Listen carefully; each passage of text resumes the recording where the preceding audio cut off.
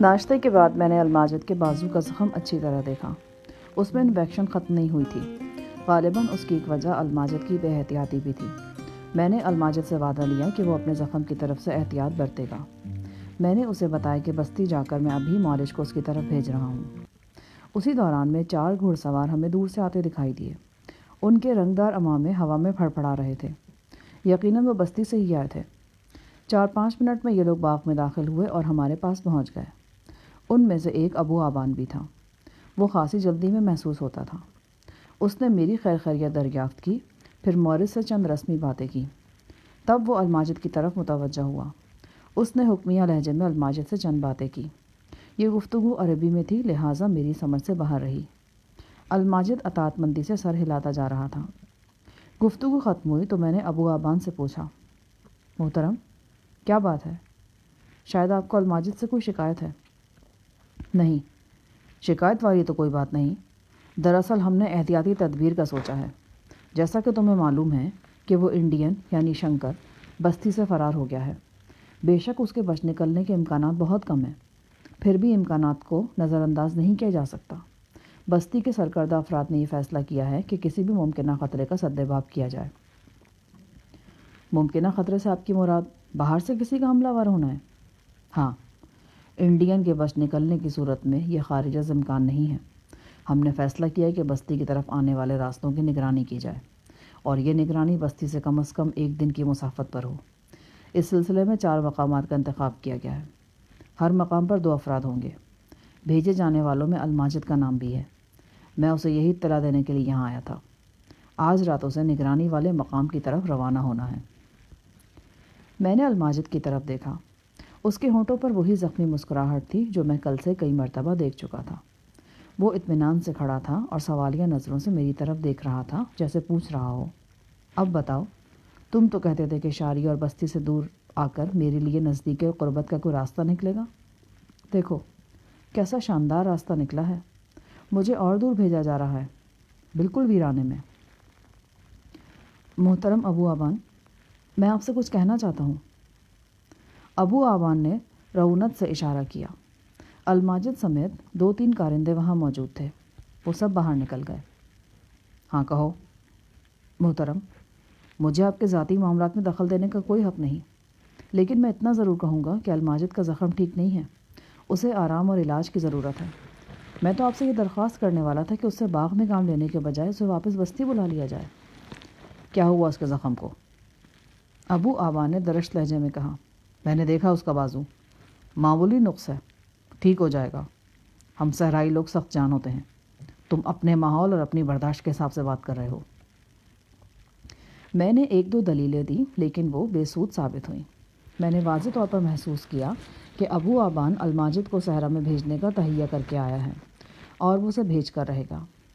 یقیناً اسے بھی الماجد کی دیوانگی کا علم تھا جو وہ شاری کے لیے رکھتا تھا، اور وہ چاہتا تھا کہ الماجد شاری سے دور ہی رہے۔ میں نے ابو آبان سے پوچھا، ان لوگوں کو نگرانی پر کتنے دن مامور رہنا ہوگا؟ یقین سے کچھ نہیں کہا جا سکتا۔ اگر وہ انڈین زندہ یا مردہ حالت میں گرفتار ہو گیا تو خطرہ ٹل جائے گا۔ دوسری صورت میں جب تک خطرہ نہیں ٹلے گا، جب تک یہ لوگ وہیں موجود رہیں گے۔ یعنی 2-3 ہفتوں کی بات ہے۔ ممکن ہے کہ 2-3 ماہ بھی لگ جائیں۔ ابو آبان واپس چلا گیا۔ الماجد سر جھکائے کھڑا تھا۔ میں یہاں اس کا حوصلہ بندھانے کے لیے آیا تھا، لیکن نتیجہ یہ نکلا کہ وہ مزید اداس ہو گیا تھا۔ میں دوپہر سے تھوڑی دیر پہلے واپس بستی پہنچ گیا۔ شاری کی رہائش گاہ کے پاس سے گزرتے ہوئے میری نظر استبل پر پڑی۔ شاری استبل کے دروازے کے سامنے موجود تھی اور بڑی خوش نظر آ رہی تھی۔ بستی میں جس قسم کے حالات تھے، اس کے خوش ہونے کی وجہ بنتی تو نہیں تھی۔ اگر وہ خوش تھی تو اس کا مطلب یہ تھا کہ کوئی غیر معمولی بات ہے۔ میں شاری کے پاس پہنچا۔ وہ مسکرائی اور میرا ہاتھ تھام کر مجھے استبل کی طرف لے گئی۔ وہ گھڑ سواری کے لباس میں تھی۔ کیا بات ہے؟ بڑی خوش نظر آ رہی ہو۔ بات ہی خوشی کی ہے، اس نے کہا اور استبل کے گوشے کی طرف اشارہ کیا۔ وہاں ایک شاندار مشکی گھوڑا کھڑا تھا۔ یہ کسی خاص نسل سے تھا۔ اس کے کانوں کی بناوٹ اور سموں کا رنگ خاصا مختلف تھا۔ دیکھنے میں ہی وہ ایک شاندار جانور نظر آتا تھا۔ شاری نے بڑے ناز سے اس کی پیٹھ تھپکی۔ کیسا ہے؟ زبردست ہے۔ ہم مقامی بولی میں اس گھوڑے کو راخ کہتے ہیں۔ یہ کمیاب نسل ہے۔ بڑی مشکل سے ملا ہے۔ تو تمہاری خوشی کی وجہ یہ کہ ایک کامیاب گھوڑا تمہیں مل گیا؟ ہاں، یہ بھی خوشی کی وجہ ہے۔ اس کے علاوہ بھی ایک وجہ ہے۔ وہ کیا؟ شاری ایک دم خاموش ہو گئی۔ میں نے اسے پہلی بار جھینپتے ہوئے دیکھا تھا۔ وہ استبل کے سائز کی طرف رخ کر کے اسے کچھ بتانے لگی۔ وہ اس بات میں سر ہلاتا رہا۔ میں سمجھ گیا کہ شاری جو بات خود نہیں بتانا چاہ رہی، اب وہ سائز مجھے بتائے گا۔ میرا اندازہ درست نکلا۔ سائز نے ٹوٹی پھوٹی انگلش میں مجھے بتایا کہ شاری کے استبل میں راغ نسل کی گھوڑی پہلے سے موجود ہے۔ وہ عرصے سے اس کوشش میں تھی کہ راغ نسل کا کوئی گھوڑا ملے اور وہ اسے گھوڑی سے ملا سکے۔ وہ افزائش نسل کے لیے بڑے عرصے سے سوچ رہی تھی۔ میں نے سائز کی بات سننے کے بعد شاری کی طرف دیکھا تو وہ مسکرا رہی تھی۔ اس کی مسکراہٹ میں خوشی کے علاوہ شرم کا ہلکا سا رنگ بھی تھا۔ اس کا یہ انداز مجھے خوبصورت لگا۔ اس نے مجھے پورا استبل دکھایا۔ وہ گھوڑوں کے متعلق بہت کچھ جانتی تھی اور ماہر گھڑ سوار بھی تھی۔ استبل کے معاملات کے حوالے سے اس کی معلومات گہری اور وسیع تھیں۔ شام کو مجھے شاری نے اپنی خلوت گاہ میں طلب کیا۔ اس کے انگ انگ سے خوشی پھوٹی پڑ رہی تھی۔ اس خوشی کی علامت اس کا بھڑکیلا لباس بھی تھا۔ میرے ذہن میں الماجد کی شبیہ ابھر آئی۔ وہ نہ جانے کتنا اداس اور دکھی تھا، لیکن یہاں شاری کے دل میں اور چہرے پر لڈو پھوٹ رہے تھے۔ غالباً اس کے ذہن کے کسی دور دراز گوشے میں بھی یہ خیال موجود نہیں تھا کہ بستی سے نکلنے کے بعد الماجد کہاں اور کس حال میں ہوگا۔ اس نے اپنے پالتو بندر کو سینے سے لگا کر زور سے بھینچا، پھر ہلکی شراب کا ایک گلاس اٹھایا اور چڑھا کر بولی، تمہیں میری حرکتیں دیوانوں کسی لگ رہی ہوں گی، لیکن یہ حقیقت ہے کہ آج میں بہت خوش ہوں۔ ایک دیرینہ تمنا پوری ہو گئی ہے میری۔ خوشی میں غمزدہ لوگوں کو بھی یاد رکھنا چاہیے۔ کیوں نہیں یاد رکھوں گی؟ بستی کے 100 افراد کو آج میری طرف سے کھانا کھلایا گیا ہے۔ اس کے علاوہ بھی غریب غربا میں کافی کچھ تقسیم کیا گیا ہے۔ کچھ غمزدہ لوگ اور طرح کے ہوتے ہیں، ان کی دلجوئی اور طرح سے کی جاتی ہے۔ مثلاً محبت کے مارے لوگ جنہیں محبت درکار ہوتی ہے۔ ایک دم شاری کو کچھ یاد آیا۔ اس کے چہرے پر خوشی کے تاثرات ابھرے۔ اس نے تالی بجا کر کہا، او گاڈ، میرے ذہن سے نکل گیا۔ میں تمہیں ایک چیز دکھاتی ہوں۔ کیسی چیز؟ ابھی جس کا تم ذکر کر رہے تھے۔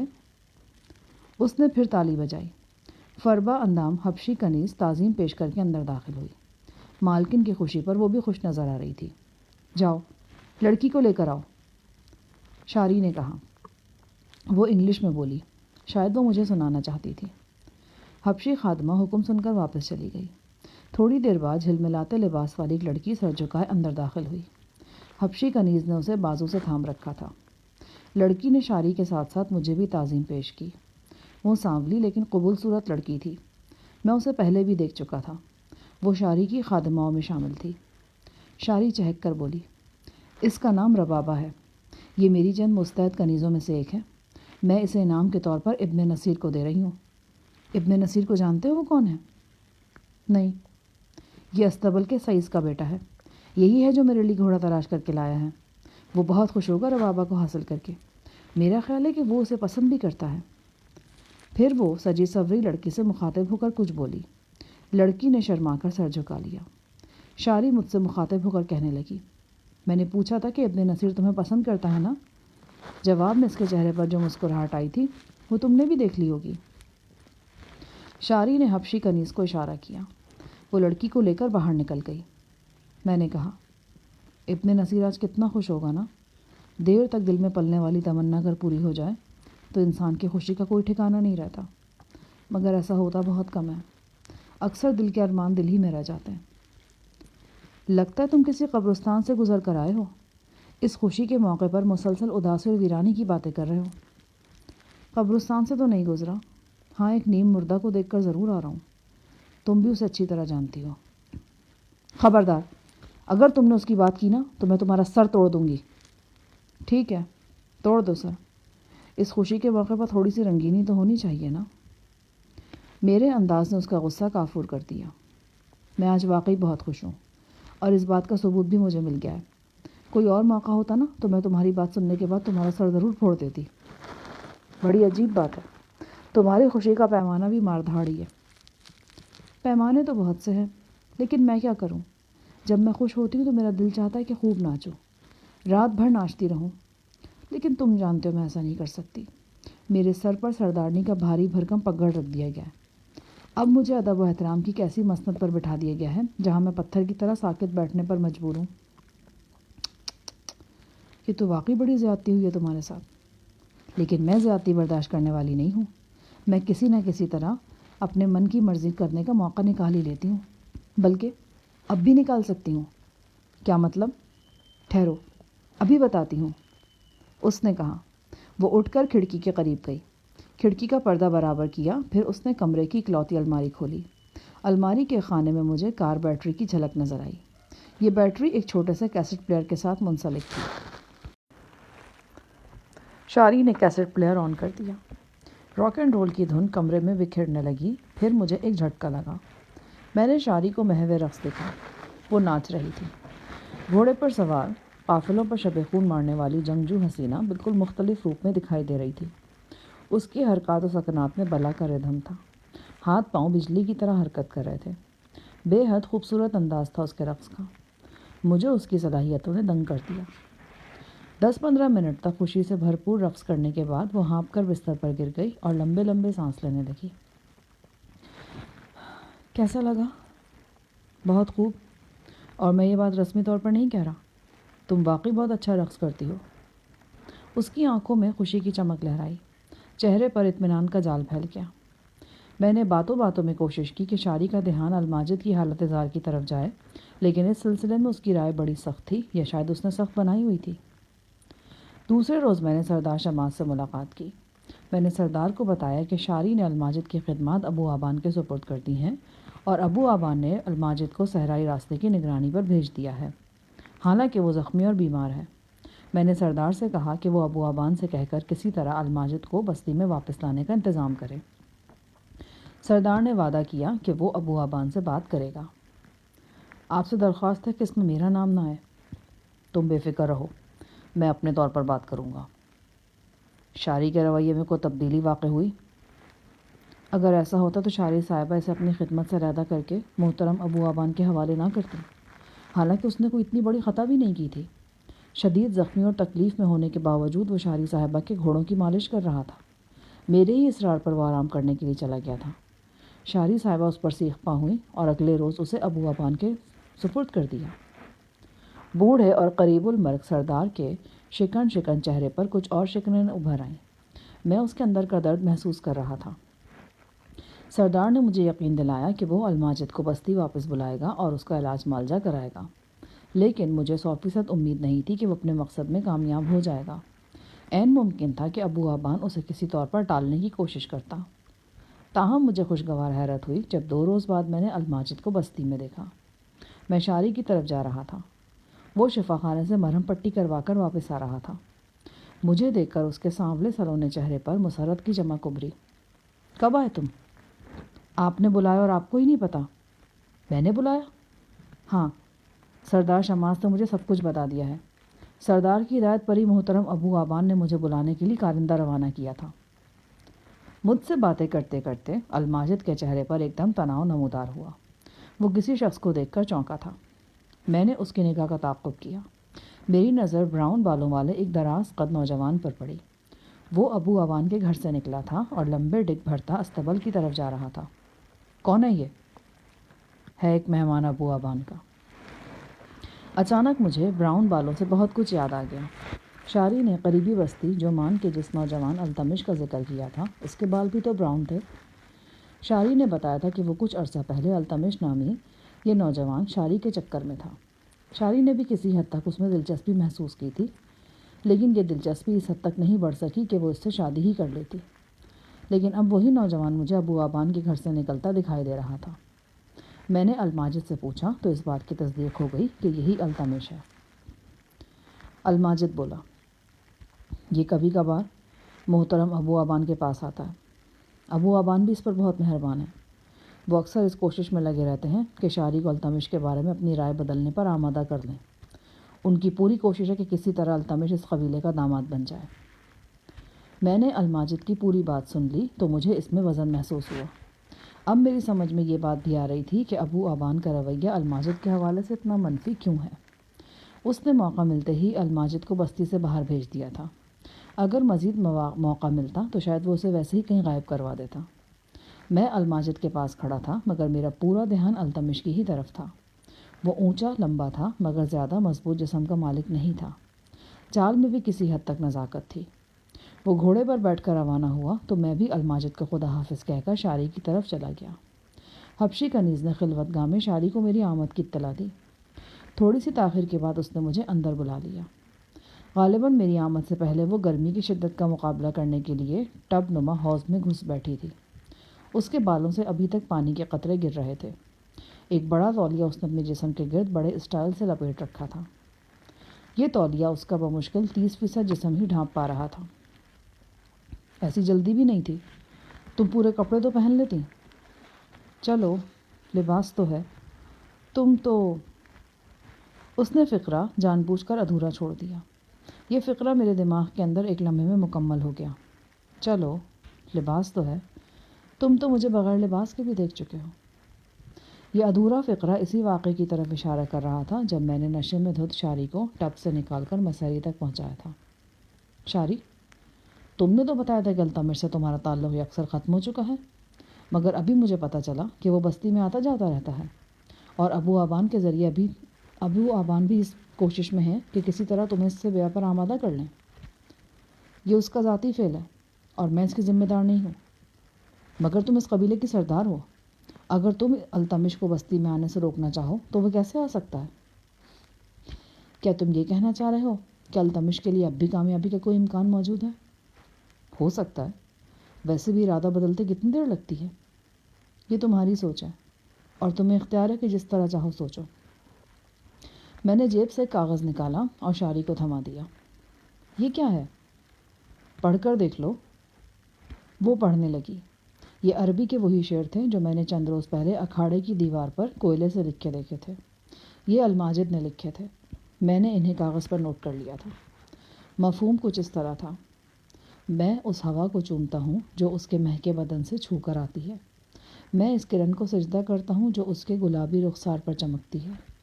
صحرا میں ریت کے جتنے ذرے ہیں، میرے دل میں اس کے لیے اتنے ہی ارمان ہیں۔ میں اس کی ایک مسکراہٹ کے عوض اپنی زندگی دے سکتا ہوں۔ کیسی تحریر ہے؟ بہت اچھی، دل پر اثر کرتی ہے۔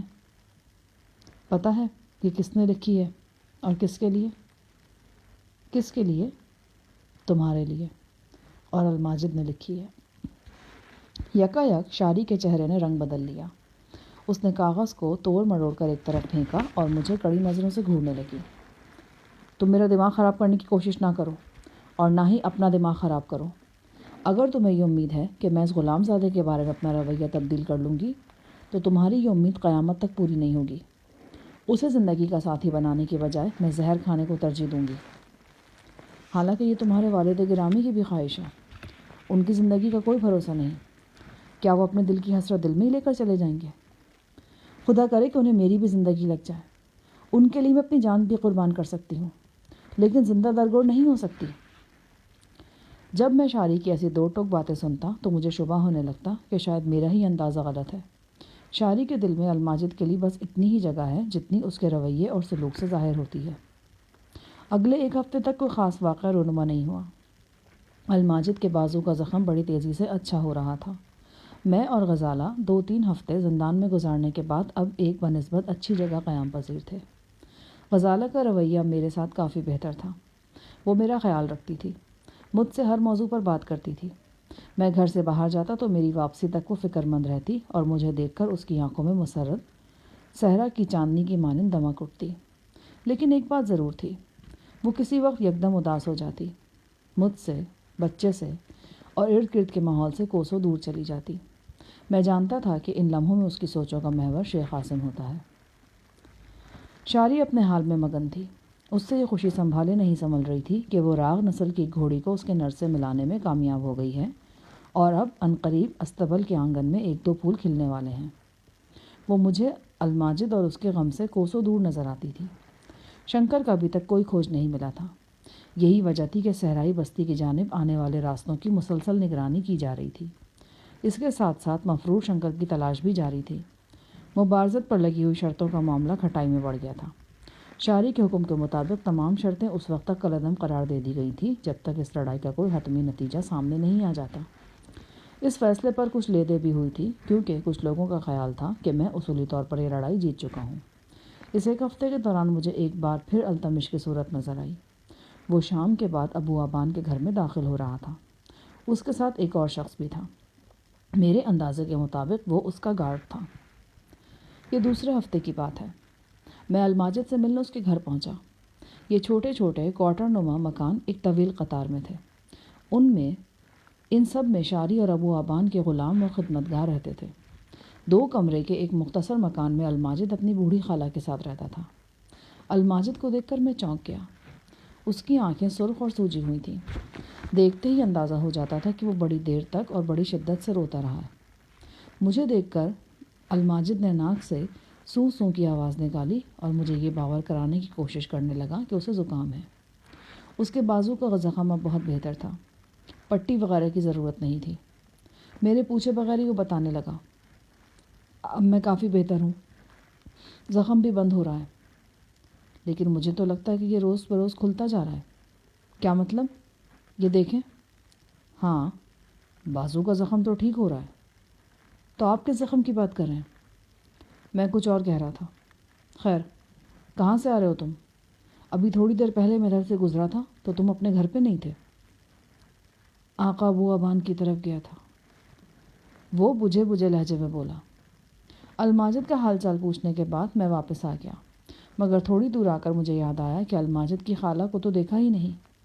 اس نہایت عمر رسیدہ عورت کو دیکھنے کا مجھے اشتیاق تھا۔ میں واپس الماجد کی طرف گیا۔ دروازے کے قریب پہنچا تو کمرے کے اندر سے ٹھن ٹھن کی آواز آئی، جیسے لوہے سے پتھر پر ضرب لگائی جا رہی ہو۔ میں نے ایک کھڑکی کی جھری میں سے دیکھا۔ میری نظر الماجد پر پڑی۔ اس کے ہاتھ میں آٹومیٹک رائفل تھی۔ اس نے رائفل کو نال کی طرف سے پکڑ رکھا تھا اور اس کے چوبی دستے کو بار بار پتھر پر مار رہا تھا۔ میرے دیکھتے ہی دیکھتے دستہ ٹوٹ کر علیحدہ ہو گیا۔ الماجد نے بڑی نفرت سے باقی رائفل ایک طرف پھینک دی۔ میں نے دیکھا وہ زارو قطار رو رہا تھا۔ مجھے اس کی چند دن پہلے کی کہی ہوئی بات یاد آ گئی۔ اس نے بڑی اداسی سے اپنی رائفل کو دیکھا تھا اور کہا تھا کہ یہ رائفل جب میں شاری کی حفاظت کے لیے اٹھاتا تھا تو مجھے اپنے ہی جسم کا حصہ محسوس ہوتی تھی، مگر اب یہ منو بھاری لگتی ہے۔ جی چاہتا ہے کہیں پھینک دوں اسے اور خود بھی کہیں صحرا میں گم ہو جاؤں۔ مجھے اندازہ ہوا کہ الماجد گہری مایوسی کا شکار ہے۔ وہ ابو آبان کی طرف سے آ رہا تھا۔ شاید وہیں کوئی بات ہوئی تھی۔ میں اس کو اس کے حال پر چھوڑ کر ابو آبان کی طرف روانہ ہوا۔ اس وقت دن بھر کی جھلسا دینے والی تمازت کے بعد شام کے مہربان سائے بستی پر پھیلے ہوئے تھے۔ ابو آبان کے گھر کے وسیع احاطے میں مجھے چہل پہل نظر آئی۔ میں نے 4 دیواری کے اوپر سے دیکھا۔ احاطے میں 15-20 افراد بیٹھے ہوئے تھے۔ ان سب کے لباس مقامی معیار کے مطابق امیرانہ تھے۔ ان میں بستی کے معززین کے علاوہ ارد گرد کی 1-2 بستیوں کے افراد بھی تھے۔ یہاں مجھے بہت سے چھوٹے بڑے بندر نظر آئے۔ سفید، سیاہ، براؤن، ہر رنگ اور سائز کے بندر تھے۔ ان کے بال صاف ستھرے تھے اور انہیں خوبصورتی سے سجایا گیا تھا۔ کسی کے گلے میں موتیوں کی مالا تھی، کسی نے کامدار واسکٹ پہن رکھی تھی، کسی کے پاؤں میں جھانجریں تھیں۔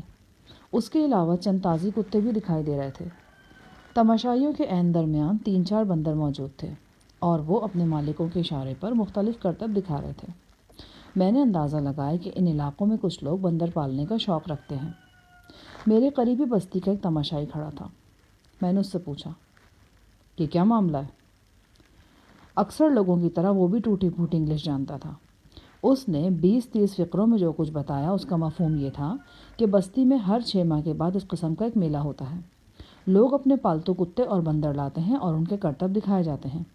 یہ کافی بڑا میلہ ہوتا ہے، لیکن اس دفعہ چونکہ بستی میں عام بات ہوئی ہیں اور کئی گھروں میں ابھی تک فائرنگ سے ہلاک ہونے والوں کا سوگ منایا جا رہا ہے، لہٰذا اس میلے کو 4 دیواری تک محدود رکھا گیا ہے اور چند ایک افراد ہی اس میں شریک ہوئے ہیں۔ اچانک میری نظر التمش پر پڑی۔ وہ اس تقریب کے شرکاء میں شامل تھا۔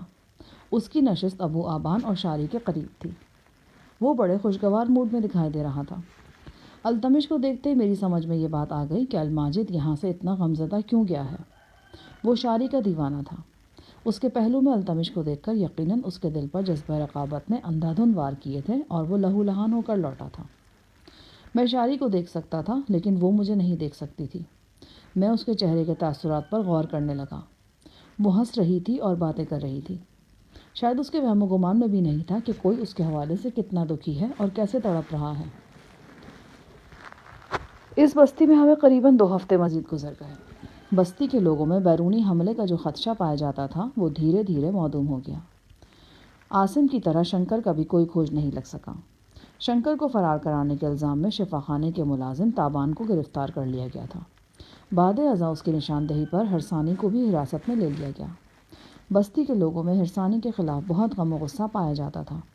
بعض لوگ اس کا گھر جلانے اور اسے سرے عام گولی مارنے کا مطالبہ کر رہے تھے۔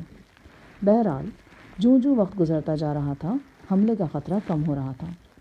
ہرسانی کے خلاف لوگوں کے دل میں غم و غصے میں بھی کمی واقع ہو رہی تھی۔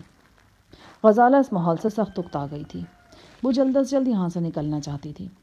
قریباً روزانہ ہی ناشتے کے وقت وہ یہاں سے جانے کی بات چھیڑ دیتی تھی۔ اس کا کہنا تھا کہ میں شاری سے یہاں سے جانے کی اجازت طلب کروں اور اگر وہ نہیں مانتی تو اس سلسلے میں سردار شماس سے بات کروں۔ آخر غزالہ ہی کے اصرار پر میں نے ایک روز شاری سے 2 ٹوک بات کی۔ شاری، تم نے بارہا کہا ہے کہ میں نے تمہیں ڈوبنے سے بچا کر تم پر بڑا احسان کیا ہے۔ میرے خیال میں ایسا نہیں ہے، لیکن اگر تم واقعی اسے احسان سمجھتی ہو تو پھر میں اس کے بدلے میں تم سے تھوڑا سا اعتبار چاہتا ہوں۔ اعتبار؟ میں سمجھی نہیں۔ تمہیں اس بات پر اعتبار کرنا ہوگا کہ ہمیں بستی سے جانے کی اجازت دے کر تم اس بستی کے لیے کسی قسم کا خطرہ نہیں مول لے لو گی۔ ہم تمہارے بارے میں اور اس بستی کے بارے میں ہمیشہ اپنی زبان بند رکھیں گے۔ وہ کچھ دیر تک گمسم میری طرف دیکھتی رہی، پھر گہری سانس لے کر بولی، لیکن تم اس بات کی یقین دہانی نہیں کرا سکتے کہ کوئی تمہیں پکڑے گا نہیں اور تمہیں تشدد کے شکنجے میں کس کر تم سے سب کچھ اگلوا نہیں لے گا۔ بھئی ہم ابوظہبی جائیں گے ہی نہیں نا۔ ہم ساحل پر پہنچ کر سمندری راستہ اختیار کریں گے اور بذریعہ لانچ خلیج کے ساحل کے ساتھ ساتھ دبئی کی طرف نکل جائیں گے۔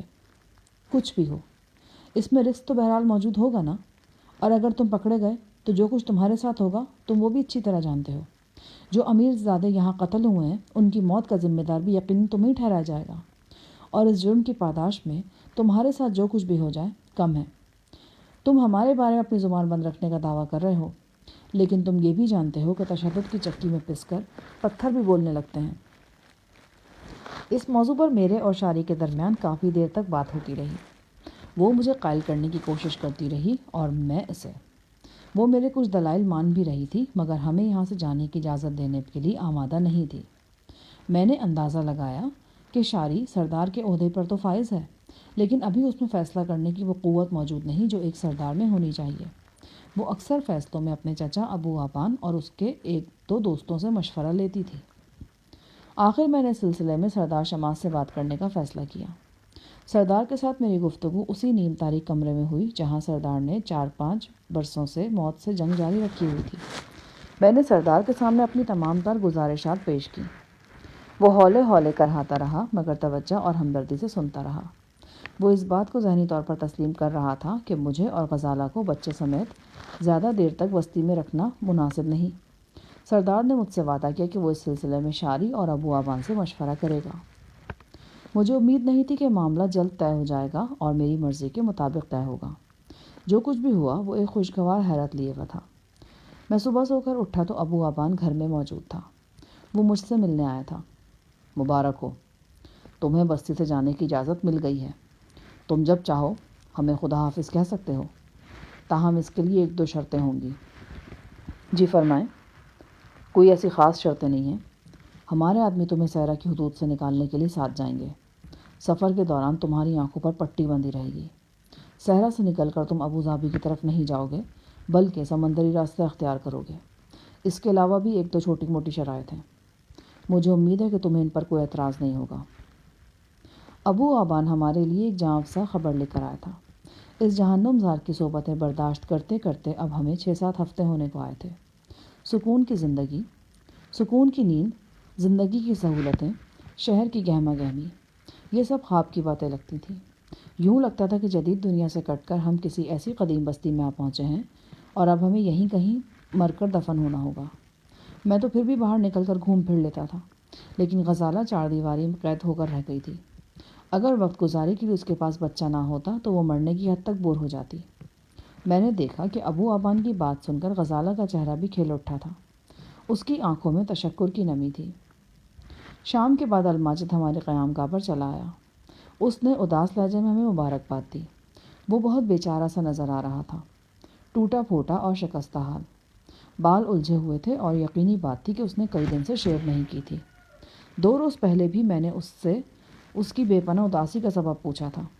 وہ بولا تھا، مجھے یوں لگ رہا ہے کہ میں روز بروز شاعری سے دور ہوتا جا رہا ہوں، اس کی نگاہوں میں گرتا جا رہا ہوں۔ عنقریب میرے اور اس کے درمیان دائمی دوری حائل ہونے والی ہے۔ کہیں تمہاری مایوسی کی وجہ التمش تو نہیں ہے؟ مجھے کسی سے شکوہ نہیں ہے شاہ جہاں صاحب، میری اپنی قسمت میں خرابی ہے۔ آج 2 روز بعد وہ میری قیام گاہ پر مبارکباد دینے آیا تو بھی اس کے لب و لہجے میں وہی پہلے والی اداسی تھی۔ میں غور سے الماجد کا چہرہ دیکھ رہا تھا۔ سانولا چہرہ، نہایت سفید دانت، دلکش نقوش، روشن آنکھیں اور فولادی جسم۔ اس کی پیشانی پر بلند اقبالی کی چمک تھی، اور یہ چمک سردار شماس کی جہاں دیدہ نگاہ نے دیکھ رکھی تھی۔ شاید اسی لیے وہ چاہتا تھا کہ شاعری الماجد کو اپنا جیون ساتھی چن لے، مگر اب وہ عمر اور بیماری کے ایسے سٹیج پر تھا کہ صرف چاہ سکتا تھا، اپنے اس کے اختیار میں کچھ نہیں تھا۔ الماجد کا چہرہ دیکھتے دیکھتے اچانک میرے ذہن میں ایک بات آئی۔ یقین کی ایک لہر میرے دل میں اٹھی اور میرے دل نے گواہی دی کہ میری رائے الماجد کے لیے بڑی مفید ثابت ہوگی۔ میں نے فیصلہ کن لہجے میں کہا، الماجد، یہ بستی چھوڑ دو، ہمارے ساتھ چلو۔ کہاں؟ جہاں ہم چلیں۔ میں تمہیں سردار شماس سے اجازت لے کے دیتا ہوں۔ مجھے یقین ہے کہ وہ میری بات نہیں ٹالیں گے۔ لیکن کچھ نہیں الماجد، یہاں رہ کر تم اپنے آپ کو برباد کرنے کے سوا اور کیا کر رہے ہو؟ تم خود کہہ رہے ہو کہ شاعری تم سے دور ہے اور دور ہوتی جا رہی ہے۔ اگر اس کھیل میں ہار نہیں ہے تو پھر کیوں نہ دلیری سے ہارا جائے؟ بجائے اس کے کہ شاعری تمہیں چھوڑ دے، تم اسے چھوڑ دو، ہمیشہ کے لیے اسے الوداع کہہ دو۔ اس کے دل و دماغ کو کچھ ایسی یادیں دے جاؤ جنہیں وہ ہمیشہ یاد رکھے۔ تم دنیا کی جس گوشے میں بھی جاؤ، یہ خوشکن تصور تمہارے ساتھ رہے کہ اس صحرائی بستی میں کبھی کبھار کوئی تمہارے بارے میں سوچتا ہے اور تمہیں یاد کرتا ہے۔ میں نے دیکھا کہ الماجد کی آنکھوں میں ایک چمک انگڑائی لے کر بیدار ہوئی، لیکن پھر 2 لمحے بعد ہی بجھ گئی۔ لیکن شاہ جہاں صاحب، اتنی پہاڑ سی زندگی کیسے گزرے گی؟ کیسے گزرے گی زندگی شاعری کے بغیر؟ میں نے اس کا ہاتھ پکڑ کر کہا، جب انسان ہمت سے قدم اٹھاتا ہے تو راستے خود بخود نکلتے ہیں، اور ایسے راستے بھی نکلتے ہیں جن کی انسان کو توقع نہیں ہوتی۔ تم قدم اٹھاؤ تو ہو سکتا ہے کوئی ایسا راستہ بھی نکل آئے جس کا تمہارے وہم و گمان میں تصور بھی نہ ہو۔ ان غیر متوقع راستوں میں سے ایک راستہ یہ بھی ہو سکتا ہے کہ شاعری ہی تمہاری طرف لوٹ آئے۔ وہ جب دیکھے کہ تم اسے ہمیشہ کے لیے الوداع کہہ رہے ہو تو اس کے دل میں چھپی ہوئی چنگاری بھڑک اٹھے۔ مگر یہ تو تب ہو سکتا ہے جب کوئی چنگاری موجود ہو۔ ہم اتنے یقین سے کچھ نہیں کہہ سکتے الماجد، صرف میں ایک بات یقین سے کہہ سکتا ہوں، اور وہ یہ کہ تمہارا بستی چھوڑ جانا بستی میں رہنے سے کہیں بہتر ہوگا۔ تم نے سب کچھ کھو بھی دیا نا، تو بھی تمہاری محبت تو زندہ رہے گی۔ میں دیر تک الماجد کو سمجھانے کی کوشش کرتا رہا۔ شاہ جہاں صاحب، آپ نے مجھے 2 بار بستی سے دور بھیج کر دیکھ لیا، پہلے کیا فرق پڑ گیا جو اب پڑ جائے گا؟ تم شاید میری بات بھول گئے ہو۔ فتح وہی پاتے ہیں جو ہارنے کا حوصلہ اور ظرف رکھتے ہیں۔ جنگ کے میدان کی طرح محبت کے میدان میں بھی اعصاب کی مضبوطی کا امتحان ہوتا ہے۔ دونوں فریق ایک دوسرے کی برداشت کا امتحان لیتے ہیں، ایک دوسرے کو کڑی آزمائش سے گزارتے ہیں۔ دانا کہتے ہیں کہ محبت کے کھیل میں کوئی بات بھی حتمی نہیں ہوتی۔ جو کچھ ایک موقع پر ناممکن نظر آتا ہے نا، کچھ عرصے بعد وہی ممکن بلکہ عین ممکن نظر آ سکتا ہے۔ اس وقت الماجد بغیر کوئی جواب دیے چلا گیا، لیکن مجھے یقین تھا کہ وہ تذبذب کا شکار ہے اور گھر جا کر اس بارے میں سوچ بچار کرے گا۔ اگلے روز سے میں اور غزالہ روانگی کی تیاری میں مصروف ہو گئے۔ ابو آبا نے اپنے ملازمین سے کہہ دیا تھا کہ ہمیں رخت سفر میں جس چیز کی ضرورت بھی ہو وہ ہمیں مہیا کی جائے۔ ویسے بھی ہمیں زیادہ کچھ اکٹھا کرنے کی ضرورت نہیں تھی۔ ابو آبان کی اطلاع کے مطابق ہمیں 10 آدمیوں کے قافلے کے ساتھ روانہ ہونا تھا۔ یہ قافلہ مکمل ساز و سامان سے لیس تھا۔ اگلے 2 روز میں نے ماجد سے 2-3 ملاقاتیں کی اور اسے آمادہ کرنے کی کوشش کی کہ وہ میرے ساتھ ہی بستی چھوڑ جائے۔ میں نے اسے یہ بھی بتایا کہ میں نے اس سلسلے میں سردار شماس سے تفصیلی بات کر لی ہے اور سردار نے اس سلسلے میں ابو آبان کو آگاہ کر دیا ہے۔ الماجد کو میری بات پر یقین نہیں آ رہا تھا۔ میں اسے ابو آبان کے پاس لے گیا۔ اتفاقاً وہاں شاعری کے علاوہ چند دیگر معززین بھی موجود تھے۔ ابو آبان نے ان سب کے سامنے اعلان کیا کہ اس نے الماجد کو بغیر کسی معاوضے کے آزاد کر دیا ہے اور اب وہ جہاں چاہے اور جس کے ساتھ چاہے جا سکتا ہے۔ در حقیقت ابو آبان کو الماجد کی آزادی کے سلسلے میں آمادہ کرنے میں مجھے یا سردار شماس کو کسی خاص دقت کا سامنا نہیں کرنا پڑا۔ ابو آبان خود بھی یہی چاہتا تھا کہ الماجد یہاں سے کہیں چلا جائے۔ جب سردار شماس کی سفارش بھی اس میں شامل ہو گئی تو اس نے فوراً الماجد کو بلا معاوضہ آزادی بخشنے کا فیصلہ کر لیا۔ اب مسئلہ صرف یہ تھا کہ الماجد اس آزادی سے فائدہ اٹھانا چاہتا ہے یا نہیں۔ بستی چھوڑ جانے کے سلسلے میں وہ ابھی تک شدید کشمکش کا شکار تھا۔ میں جانتا تھا کہ بستی سے نکلنا اس کے لیے اتنا ہی مشکل ہے جتنا جسم سے جان کا نکلنا۔ آغاز سفر سے ایک شب پہلے کھلے صحرا میں تاروں کی چھاؤں تلے الماجد اور میں دیر تک باتیں کرتے رہے۔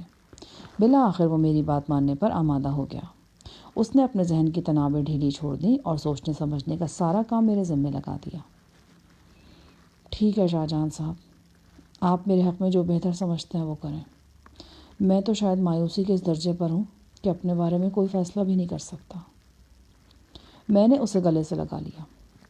الماجد، مجھے یقین ہے کہ تم ایک نئی اور بہتر زندگی شروع کرو گے۔ خدا کرے ایسا ہی ہو۔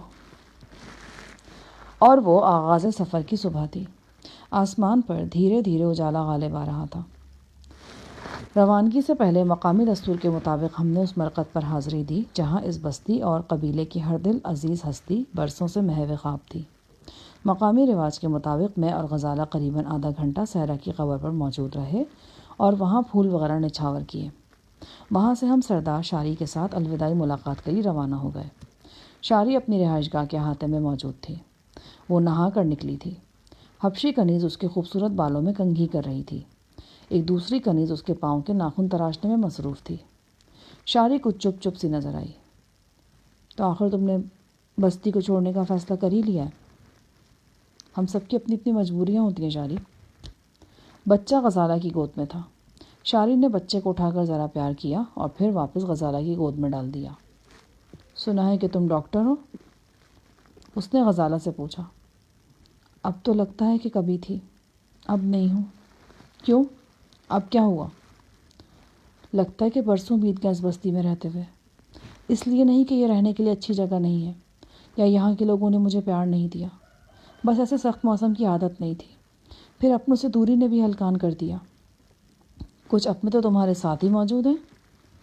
وہ میری طرف معنی خیز لہجے میں دیکھ کر بولی۔ پھر اچانک اس نے موضوع بدل دیا۔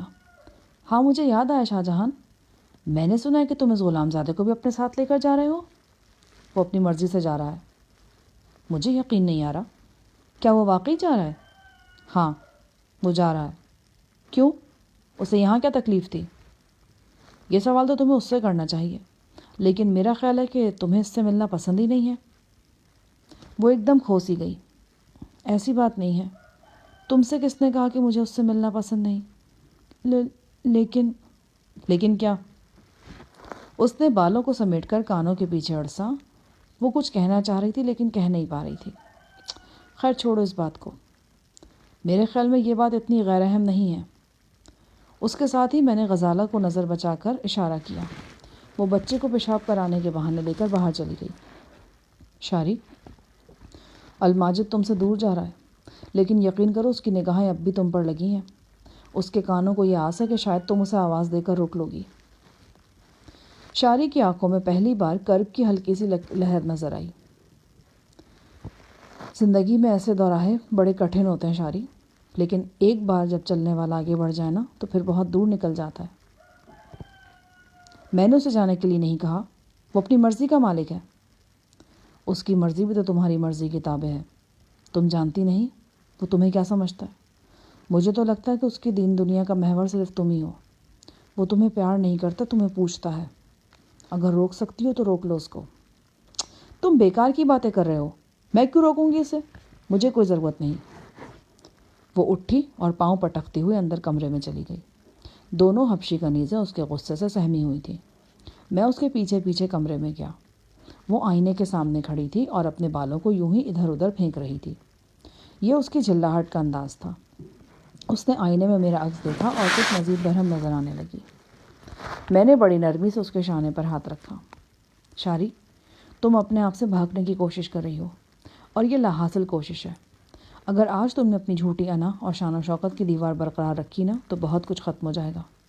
تم پڑھی لکھی سمجھدار لڑکی ہو۔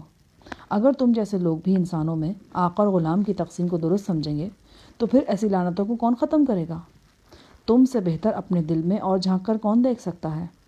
وہاں جھانکو اور جو کچھ نظر آ رہا ہے اسے دل سے تسلیم کر لو۔ تم اپنی مکالمے بازی بند نہیں کر سکتے؟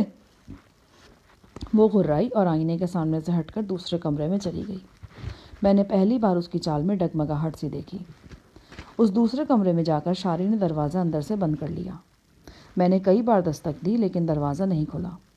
شاری، تم اپنے آپ سے جھوٹ بول رہی ہو، خود سے چھپنے کی کوشش کر رہی ہو۔ اس نے کوئی جواب نہیں دیا۔ حبشی کنیزیں مجھے کڑی نظروں سے گھور رہی تھیں۔ میں دھیمے قدموں سے واپس پلٹ آیا۔ بے شک شاری کا رویہ مثبت نہیں تھا، لیکن مجھے یقین تھا کہ اس کے اندر ایک ہلچل سے ضرور برپا ہوئی ہے۔ اب وہ اس بارے میں ضرور کچھ سوچے گی۔ پھر وہ لمحے آ گئے جب ہمیں یہ بستی چھوڑنا تھی۔ 10 شتر سواروں کا دستہ ہمارے ساتھ تھا۔ ایک اونٹ پر میں سوار تھا، ایک دوسری اونٹنی پر غزالہ بچے کے ہمراہ سوار تھی۔ الماجد ایک سرخ اونٹ پر تھا۔ ٹوٹی ہوئی رائفل جو فی الوقت بیکار تھی اس نے اپنے کندھے سے لٹکا رکھی تھی۔ شاری اور سردار شماس کی طرف سے ہمیں کئی تحائف دیے گئے تھے، اور سب سے بڑا تحفہ وہ پانی تھا جو وافر مقدار میں ہمارے سامان میں موجود تھا۔ مجھے آخری وقت تک آس رہی کہ شاید کوئی معجزہ رونما ہو جائے اور شاری الماجد کو ہمارے ساتھ جانے سے روک لے، اور یہ آس صرف مجھے ہی نہیں تھی، یہ آس 100 گنا شدت کے ساتھ الماجد کی آنکھوں میں بھی موجود تھی۔ مگر ایسا کچھ نہیں ہوا۔ ہم آہستہ آہستہ بستی سے دور ہوتے گئے، یہاں تک کہ بستی سرخ ریت کے ٹیلوں کے پیچھے اوجھل ہو گئی۔ ہماری آنکھوں پر پٹی باندھ دی گئی اور اونٹوں کی مہاریں باہم مربوط کر دی گئیں۔ جلتے ہوئے لقودق صحرا میں ہمارا طویل سفر شروع ہو گیا۔ آنکھوں پر سیاہ پٹی بندھنے سے نظر قید ہو گئی تھی، لیکن میں خوش بھی تھا۔ میں الماجد کا مایوس چہرہ دیکھنے سے بچ گیا تھا۔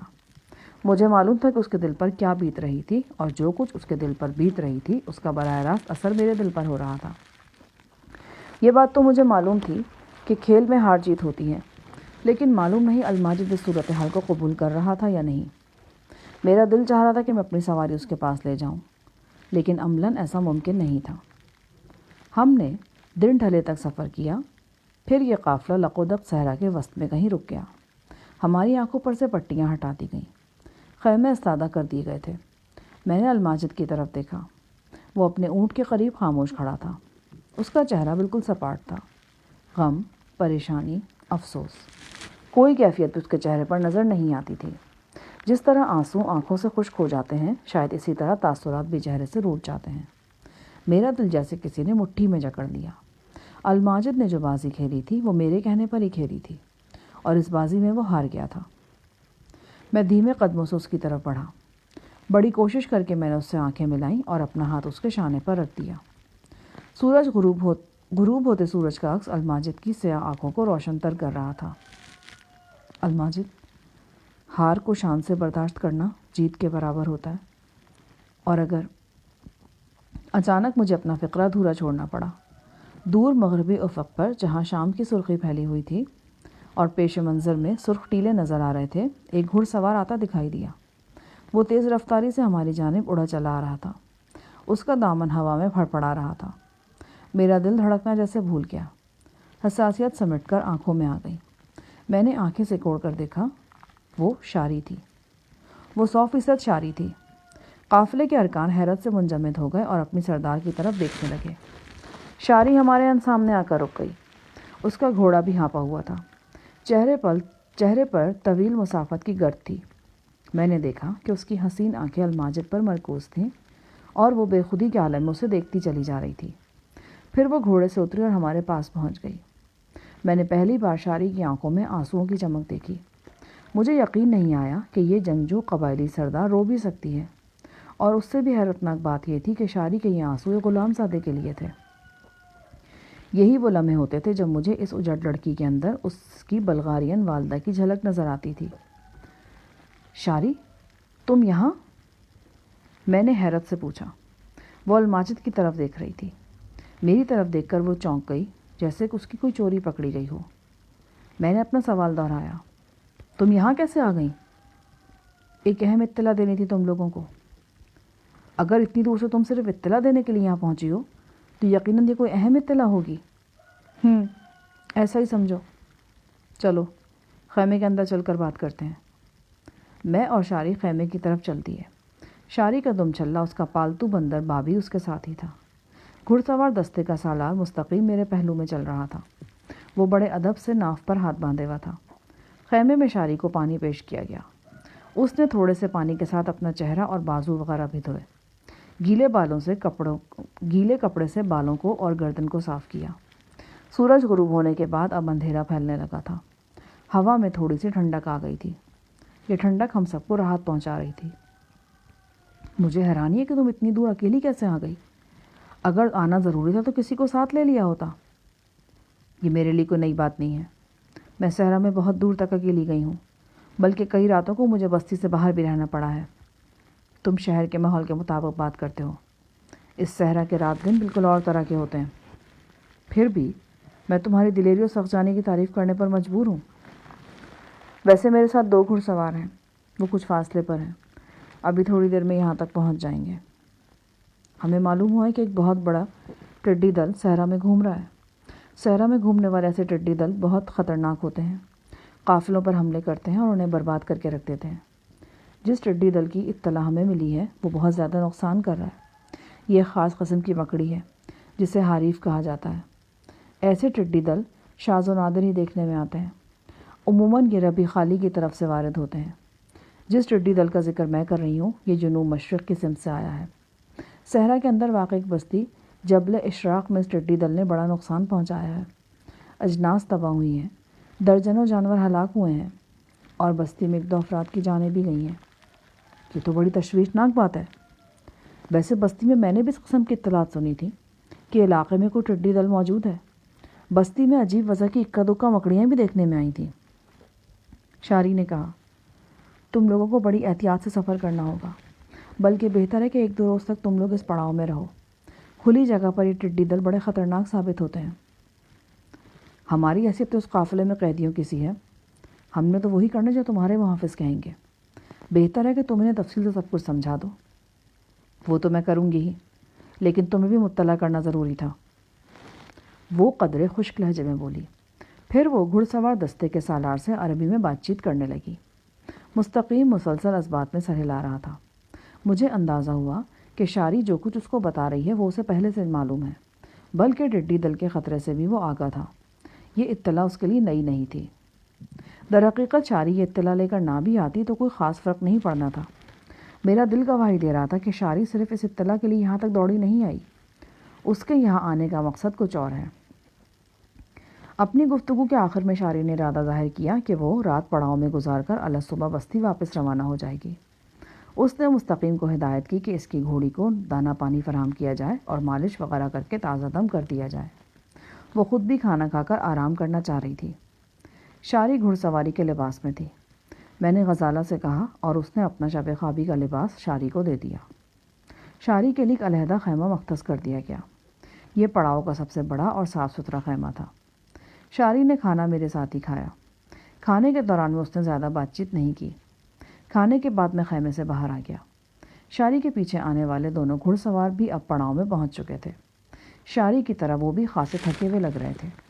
میری رسٹ واچ ابوظہبی کے ٹائم کے مطابق رات کے 9 بجا رہی تھی۔ سیاہ آسمان تاروں سے ڈھکا ہوا تھا۔ ہلکی سی ہوا چل رہی تھی۔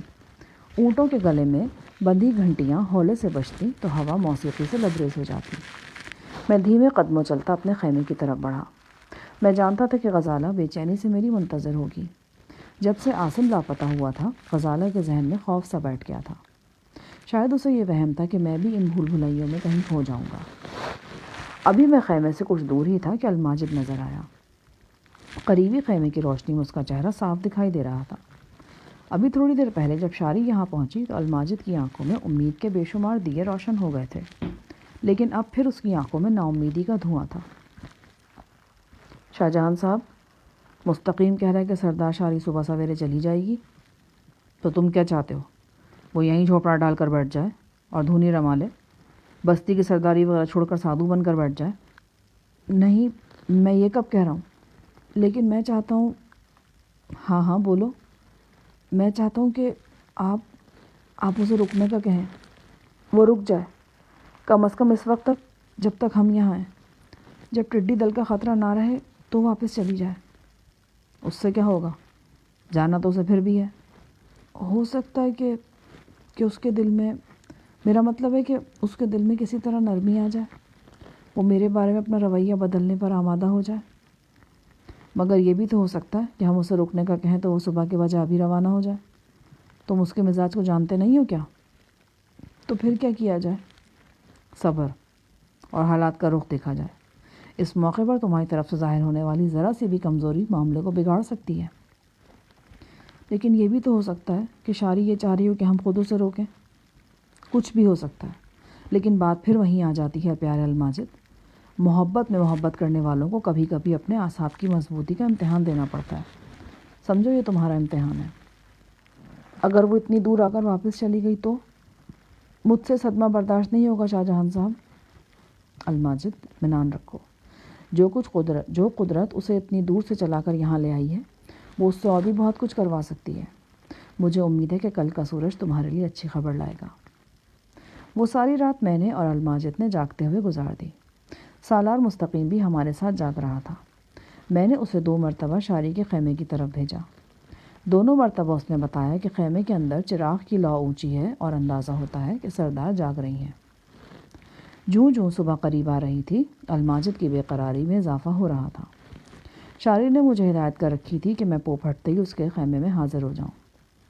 پو پھٹنے کے تھوڑی دیر بعد میں اس کے خیمے میں چلا گیا. مجھے یہ دیکھ کر تسلی ہوئی کہ شاری نے ابھی تک گھڑ سواری کا لباس نہیں پہنا تھا. اس کا چہرہ گواہی دے رہا تھا کہ وہ رات کو سوئی نہیں، اور اگر سوئی ہے تو تھوڑی دیر کے لیے بے آرامی کی نیند ہی سوئی ہے. اس نے اپنے بال جوڑے کی شکل میں سمیٹے اور خیمے کا پردہ ہٹا کر باہر جھانکنے لگی. آسمان پر غبار سے چھایا ہوا تھا. وہ بولی، ایسے غبار میں ٹڈی دل بڑی تیزی سے حرکت کرتے ہیں اور ہوا کے رخ پر دور تک چلے جاتے ہیں. غبار تو واقعی موجود ہے اور ہوا کا رخ بھی تشویشناک ہے. لیکن ابھی سورج طلوع نہیں ہوا. ہو سکتا ہے تھوڑی دیر میں مطلع صاف ہو جائے. ہاں یہ بھی ہو سکتا ہے. وہ خیمے میں آ کر بیٹھ گئی. ناشتہ کرو گی؟ نہیں، دل نہیں چاہ رہا. پھر بھی اتنا لمبا سفر ہے، کچھ نہ کچھ کھا کر نکلنا چاہیے. اچھا، تھوڑا سا دودھ اور میٹھا پنیر لوں گی، میں نے مستقیم سے کہا. وہ ناشتہ لے آیا. شاری بے دلی سے کھانے لگی. برائے نام کھا کر اس نے خانپور سے تشتری ڈھانپ دی. چند لمحے سوچتی رہی اور پھر اٹھ کر خیمے میں ٹہلنے لگی. اس کا بندر حسب عادت اس کے عقب میں ٹہل رہا تھا. شاری نے 1-2 بار پردہ اٹھا کر باہر جھانکا. آسمان پر غبار تو موجود تھا اور ہوا بھی جنوب مغرب سے مشرق کی طرف چل رہی تھی، لیکن سفر ملتوی کرنے کے لیے کوئی اچھا بہانہ نہیں تھا. غالباً یہ شاری کے اندر ہی کا موسم تھا جو اسے تذبذب میں مبتلا کر رہا تھا. سورج کچھ اوپر آ گیا تو مطلع کافی بہتر ہو گیا. شاری اپنے آپ میں کھوئی رہی. پھر اس نے گہری سانس لے کر اپنا ہاتھ گھڑ سواری کے لباس کی طرف بڑھایا. میں خیمے سے باہر آ گیا. 5-10 منٹ بعد شاری نے مجھے خیمے میں بلایا. مجھے یہ دیکھ کر دھچکا سا لگا کہ وہ جانے کے لیے تیار تھی. بے شک اس کا چہرہ بجھا ہوا تھا، لیکن ارادہ مضبوط دکھائی دیتا تھا. اس نے مجھے اور مستقیم کو ایک بار پھر آئندہ سفر کے بارے میں ضروری ہدایات دیں اور خیمے سے نکل آئی. باہر آ کر اس نے ناقدانہ نظروں سے آسمان کی طرف دیکھا. نیم گرم ہوا چل رہی تھی اور ہلکا سا غبار اب بھی موجود تھا. میں نے صاف محسوس کیا کہ شاری میری یا سالار کی مستقیم کی زبان سے کچھ سننا چاہ رہی ہے. شاری نے باہر آ کر بالوں کو زور سے دائیں بائیں جھٹکا دیا اور پھر انہیں بل دے کر جوڑے کی شکل میں باندھ لیا. لمبے ریشمی کپڑے کی پگڑی اس نے بڑی تیزی سے سر پر لپیٹی اور اس کے پلو کو نقاب کی طرح استعمال کر کے آدھا چہرہ اس میں چھپا لیا. اب اس کا آدھا چہرہ نظر آ رہا تھا، لیکن جو کچھ نظر آ رہا تھا وہ زیادہ حساس تھا کیونکہ اس میں آنکھیں شامل تھیں. الماجد اور غزالہ گھڑ سوار دستوں کے عقب میں تھے. گھوڑی پر سوار ہونے سے پہلے شاری نے غزالہ کے قریب رک کر چند باتیں کی. بچے کے گال کو چھو کر اسے پیار کیا. اس دوران میں صرف چند لمحوں کے لیے اس کی نگاہ الماجد کے چہرے پر رکی، جیسے کوئی مطلوب مزاج چڑیا چند ساعتوں کے لیے کسی شاخ پر بسیرا کر کے آگے بڑھ جائے. دھیمے قدموں چلتی وہ اپنی گھوڑی تک پہنچی اور اس پر سوار ہو گئی. کچھ ہی دیر بعد وہ الوداعی انداز میں ہاتھ ہلا کر واپس جا رہی تھی۔ میرے سینے میں ہلچل تھی۔ میں جانتا تھا کہ ایسی ہی ہلچل 10 گنا شدت کے ساتھ الماجد کے سینے میں موجود ہوگی، لیکن وہ بھی میری طرح چپ تھا۔ میں اس کی طرف دیکھنا نہیں چاہتا تھا۔ شاری کی چتکبری گھوڑی دم بدم آگے بڑھ رہی تھی، لیکن اس کی چال میں تیزی نہیں تھی۔ ظاہر ہے وہ خود اچانک گھوڑی رک گئی۔ ظاہر ہے کہ وہ خود سے نہیں رکی تھی۔ شاری نے اسے روکا تھا۔ شاری نے پلٹ کر ہماری طرف دیکھا، پھر وہ ایسا لگا کہ وہ دوبارہ ہماری طرف آئے گی۔ شاید وہ کچھ بھول گئی تھی۔ شاید وہ بہت دیر سے کچھ بھول رہی تھی، کئی دنوں سے یا کئی سالوں سے۔ وہ الماجد کے سامنے پہنچ گئی۔ میں نے دیکھا اس کا چہرہ غم کی اتھاہ گہرائیوں میں ڈوبا ہوا تھا۔ ان لمحوں میں وہ مجھے اپنی بلغارین ماں کی تصویر لگی۔ اس نے آنسو بھرے لہجے میں الماجد سے کچھ کہا۔ جیسا کہ مجھے بعد میں معلوم ہوا، اس نے کہا تھا، الماجد، مجھے روکو گے نہیں؟ الماجد چند لمحے خاموش رہا، پھر اس کے ضبط کا بندھن ٹوٹ گیا۔ وہ رو پڑا، رک جاؤ شاری، رک جاؤ۔ یہ فیصلے کا لمحہ تھا۔ اس دور دراز صحرا میں پلنے والی ایک عجیب داستان محبت کا انجام میرے روبرو ہو رہا تھا۔ شاری گھوڑی سے اتری اور پھر وہ بے خودی کے عالم میں الماجد سے لپٹ گئی۔ الماجد کے فولادی بازوؤں نے اس کے حسین جسم کو یوں سمیٹا جیسے سمندر شوریدہ سردریا کو جھوم کر اپنی آغوش میں لے لیتا ہے۔ شاری کی مخملی پگڑی اچھل کر ریت پر جا گری۔ اس کے ریشمی بال کھل گئے اور وہ دونوں گرد و پیش سے غافل ہو کر ایک دوسرے میں سما گئے۔ وہ رو رہے تھے اور ان کے ساتھ ریت کا ہر ذرہ آبدیدہ ہو رہا تھا۔ بے شک یہ آنسو تھے، لیکن ان میں ہزارہا قمقموں کی خوشی بھی سمٹی ہوئی تھی۔ میں نے شاری کی آنکھوں میں اکثر جس محبت کی موہوم جھلک دیکھی تھی، آج وہ ایک ٹھوس حقیقت بن کر سب کے سامنے تھی۔ دل کی اتھاہ گہرائیوں میں چھپی ہوئی ایک معمولی چنگاری آخر شعلہ جوالا بن گئی تھی۔ میں نے سالار مستقیم کو اشارہ کیا۔ اس نے اپنے ساتھیوں سے گھسر پھسر کی اور وہ سب مستقیم سمیت اپنے اپنے خیموں میں چلے گئے۔ میں بھی غزالہ اور بچے کو لے کر خیمے میں آ گیا۔ 15-20 منٹ بعد مجھے اپنے خیمے کے باہر الماجد کی آواز سنائی دی۔ میں باہر گیا تو الماجد چند لمحے تک آبدیدہ نظروں سے میری طرف دیکھتا رہا اور پھر مجھ سے لپٹ گیا اور خاموشی سے آنسو بہانے لگا۔ الماجد، میں نے کہا تھا نا، کبھی کبھی جدائی بھی قربت کا سبب بن جاتی ہے۔ ہاں، کہا تھا آپ نے۔ اب کہاں ہے شاری؟ خیمے میں۔ کیا کر رہی ہے؟ کیا کہہ رہی ہے؟ ابھی تو کچھ نہیں کر رہی، نہ کچھ کہہ رہی ہے۔ اس نے اپنے گھڑ سواری والے بوٹ اتار دیے۔ میرا خیال ہے کہ کم از کم آج تو وہ واپس نہیں جائے گی۔ اب وہ کبھی بھی واپس نہیں جائے گی، اور جب بھی جائے گی تم اس کے ساتھ ہوگے۔ الماجد کی خوبصورت شربتی آنکھیں مسکرا اٹھیں۔ دوپہر کو میں نے مستقیم کو اپنے خیمے میں بلایا۔ مستقیم، میرا دل چاہ رہا ہے کہ آج شام کا کھانا زبردست ہو۔ کیا مطلب جی؟ الماجد اور شاری کے ملنے کی خوشی میں تھوڑا سا جشن کیا جائے۔ خوشی تو سب کو ہے جی، اور حیرانی بھی ہے۔ کسی کو بھی اپنی نگاہ پر یقین نہیں آ رہا۔ یہ تو بستی میں بہت سے لوگوں کو معلوم تھا کہ الماجد سردار کے عشق میں گرفتار ہے اور اس کا نام لے لے کر آہیں بھرتا ہے، لیکن یہ کسی کے وہم و گمان میں نہیں تھا کہ ایک دن سردار خود الماجد کی باہوں میں چلی جائے گی۔ یہ تو آسمان و زمین کا ملاپ ہو گیا۔ تو پھر اس انوکھے ملاپ کی خوشی میں تھوڑا سا اہتمام بھی تو ہونا چاہیے نا۔ لیکن اس صحرا میں ہم کر ہی کیا سکتے ہیں؟ نپا تلا راشن ہے، آگے طویل سفر پڑا ہے۔ کیوں نہ وہ بچہ اونٹ ذبح کر لیا جائے؟ میں نے کہا۔ مستقیم نے تہفیمی انداز میں سر ہلایا۔ اونٹوں کے قافلے میں ایک چھوٹا اونٹ بھی تھا۔ راستے میں مستقیم نے بتایا تھا کہ اس عمر کے اونٹ کا گوشت بڑا لذیذ اور نرم ہوتا ہے۔ تمہارے آدمی یہ سارا گوشت ہضم کر لیں گے نا؟ نہیں، سارا تو نہیں کھا سکیں گے، یہ تو 30-35 آدمیوں کا کھانا ہوگا۔ ہاں، ہم یہ کر سکتے ہیں کہ باقی کا گوشت ابال کر خشک کر لیں۔ تو ٹھیک ہے، پھر اونٹ ذبح کر لو۔ سپہر کے وقت اونٹ کو ذبح کیا گیا۔ مستقیم کے ساتھیوں نے کچھ گوشت پکانے کے لیے رکھ لیا، باقی خاص طریقے سے ابال کر محفوظ کرنے کے لیے چھاؤں میں پھیلا دیا۔ شام کو پڑاؤ میں واقعی جشن کا سسنا تھا۔ 2-3 قسم کا گوشت پک رہا تھا۔ 3 دیگچے ایک قطار میں رکھے تھے۔ خشک کھجور، خشک انگور، میدے اور دودھ کو ملا کر ایک زبردست سویٹ ڈش تیار کی جا رہی تھی۔ مستقیم کے ساتھی بھی ترنگ میں تھے۔ وہ کھانے پکانے کے ساتھ ساتھ مدھم سروں میں گانے بھی لگتے تھے۔ شروع میں وہ گاتے ہوئے کچھ ڈرے بھی۔ غالباً انہیں شاری کا ڈر تھا، لیکن جب شاری نے خیمے سے باہر آ کر از خود ان کا گانا سنا اور مسکرا کر داد دی تو ان کی جھجک دور ہو گئی اور ان کی تانیں بلند ہو گئی۔ وہ ساز کے لیے مختلف برتن استعمال کر رہے تھے۔ ایک شخص اونٹوں کے گلے سے 2 گھنٹیاں اتار لایا۔ ایک دوسرے آدمی نے اپنی بانسری کے سر بکھیرنے شروع کیے۔ بڑا پرلطف سا ماحول بن گیا تھا۔ صحرائی موسیقی، شام کی خنکی، کھانے کی خوشبو اور دور افق پر گل رنگ سرخی، سب نے مل جل کر سما باندھ دیا تھا۔